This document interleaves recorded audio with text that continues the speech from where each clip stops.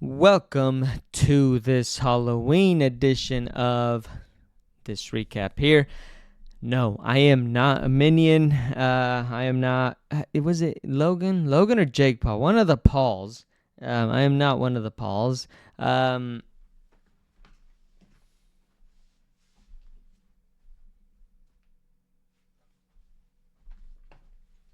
Mermaid Man. And I got nothing to hold these up. Anyway, sorry about that. Okay, so Liverpool versus Arsenal. Honestly, I think that let's just keep it a buck right here. As a Liverpool fan, even a 2-2 is probably the fair result. I think that the thing for Liverpool is going to be that they got the tactic wrong. They did get outplayed in certain spots, key spots, mainly the left side of the field and midfield, and they didn't create enough chances. Let's be honest. Obviously, due to not getting going in the midfield, and Luis Diaz being completely locked down by Thomas Partey, and then so there's the problem for Liverpool, right? And then for Arsenal are going to feel like they were clinical, but they just don't go forward. They're not very progressive. They're very regressive. Like they're very much like button down the hatches, try to go on the counter, do that. It's very like a relegation side. It's very like Atletico Madrid, Simeone. It's very, Jose Mourinho. It has its uses, but I think Arsenal are so much better, and they have so much quality going forward that I think that their fans should probably feel done in. That being said, I think Arsenal fans, they won't feel like that. They'll feel like they're always aggrieved every week, every day, every minute. They think they should have been handed the league 30 times over. Anyway. But yeah, I think that that's the thing for both teams. I think that Liverpool, again, they just got dominated in certain spots. They didn't create enough chances, so they didn't deserve the win for that. And then Arsenal, they were clinical, but then they didn't go forward. They didn't try to take advantage of that. And so 2-2 seems fair, honestly. That seems fair. There were so many spots in which,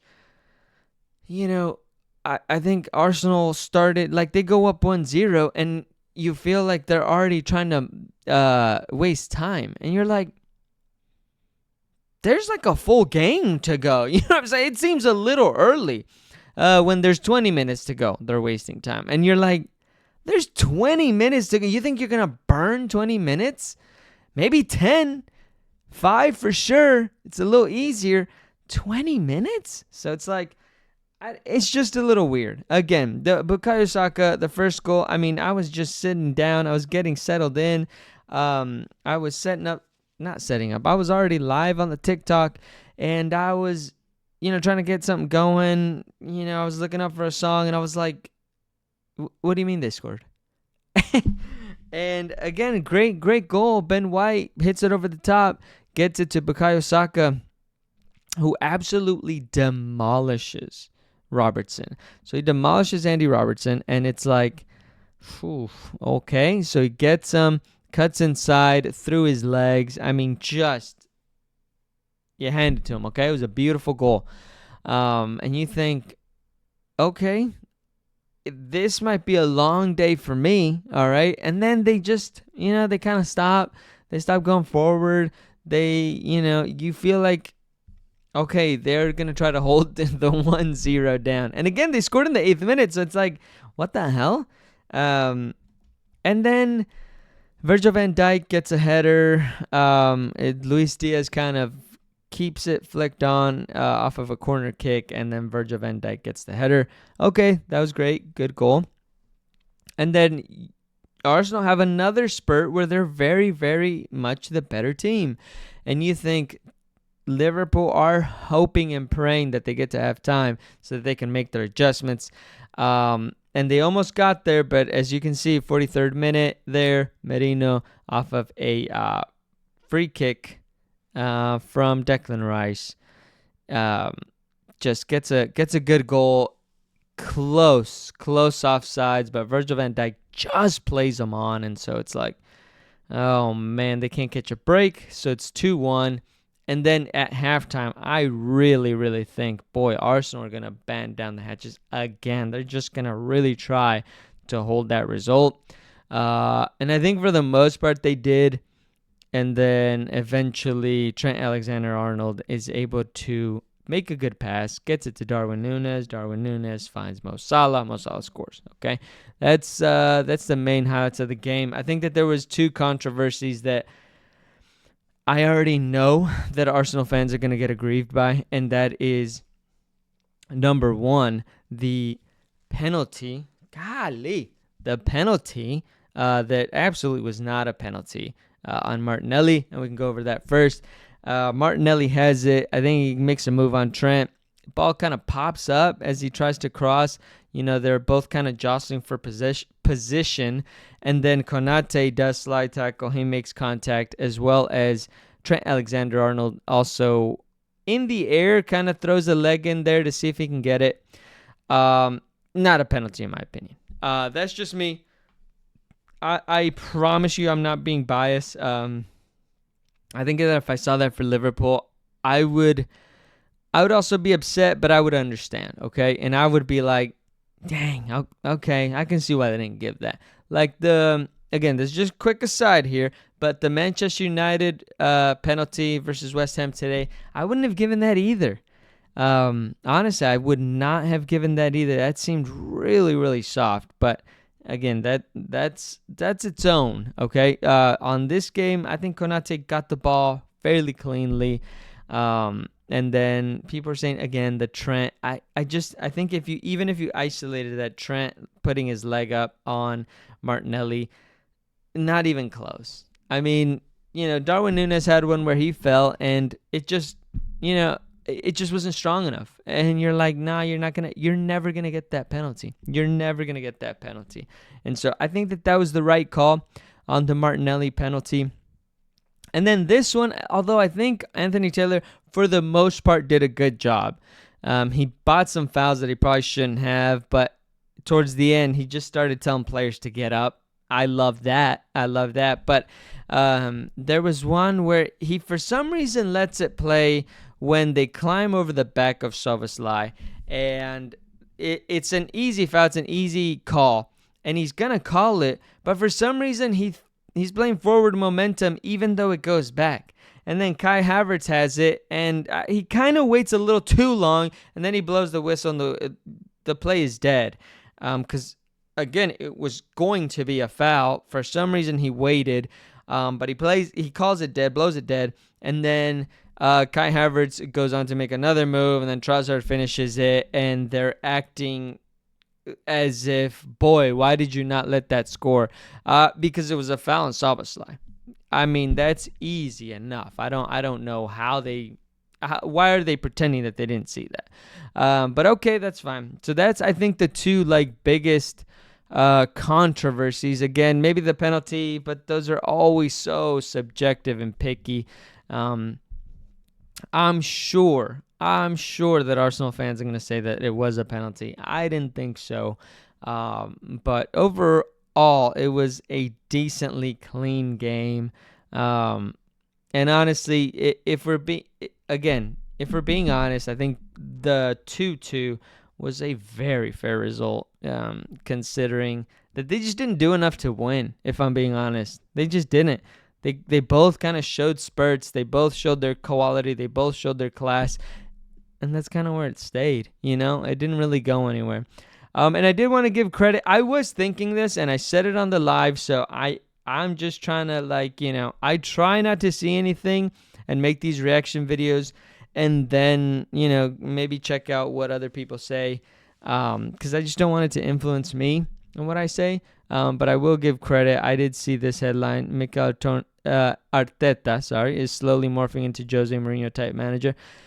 It's kind of true, Again, I don't want to watch it right now, but it's pretty true. It's like Arsenal have spent way too much money to be as defensive as they are. And I know that they've spent a lot of money on the defense, especially. And that they've had a couple of absences, injuries, makeshifts. They don't want to play certain players. But they're just so defensive, and they do it all the time, and they do it every game. And it's like, you would think for the amount of money that they spend and the amount of talent and quality, and Bukayo Saka Starboy and Martinelli and Kai Havertz, Gabriel Jesus, Raheem Sterling just joined, Trossard, you would think that they would be more domineering, more progressive. And they're just not. And it's weird because, again, they play all the time. And so I understand if you're playing like a Tottenham, or if you're playing like, Madrid or Barcelona or something, where you think, okay, they got a little bit more quality, but if I play it this way, I can get them. Again, Tottenham, not more quality, but Tottenham are going to bomb forward. And if you just kind of withhold that, make a couple passes, hit them on the counter, you can bang them in for 5-0, right? But they play that every single game. And I don't know if it's that Arsenal have gotten so close to the peak that they just are scared to lose. And so instead of trying to win, they're trying not to lose. And again, they've gotten second, the past 2 years? I mean, they're very close, and it's gotten them to these highs, and then, they just falter at the end. And I understand. I understand that they just, it puts you in a mentality of, I really don't want to lose this game. I really don't want to lose this like this. But okay, I don't watch Arsenal as a diehard like that. I'll hate watch them a good amount, but they don't seem like they're dominating. For as much as Arsenal fans and Arsenal sound there is that wow, they're so good, they're so this, they're so that, they're not dominating. And again, Liverpool, they've made adjustments to where they're so much more solid defensively than they were under Klopp.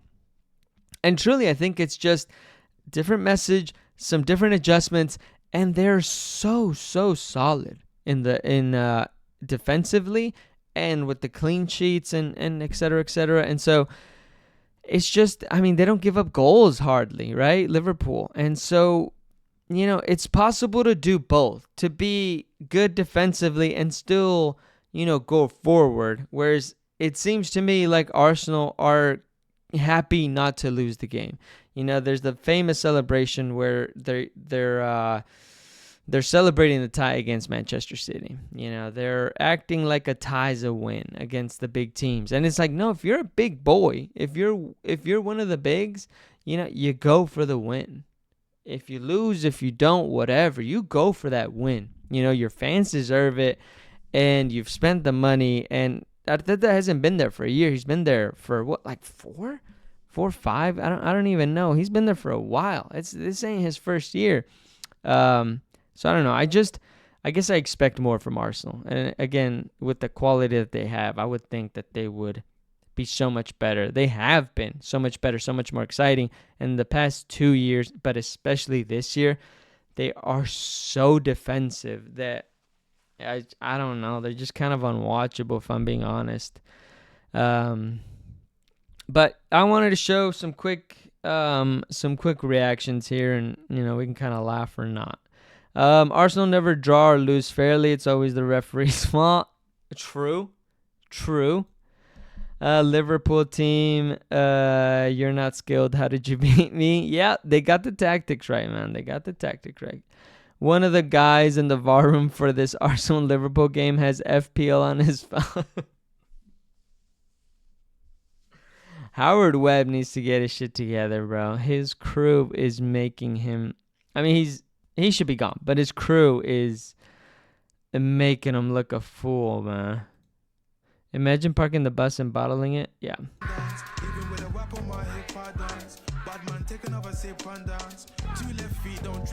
Yeah, those were two matchups especially there where you can kind of see Bukayo Saka dog walked Robertson, and then Thomas Partey had Luis Diaz in Partey Island. You know what I'm saying? He was locked up, threw away the key. It was over.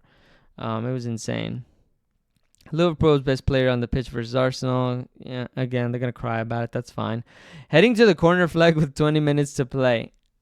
They're playing very, very, very regressive. It's weird. It's very weird, guys. It is very weird. But, damn. Let me know what you think, though. Do you think that Arsenal deserved the win or deserved that penalty? You think that Liverpool should have won, should have done better? Do you think the draw was a fair result? I don't know. Let me know what you think, but that's what I thought of the game.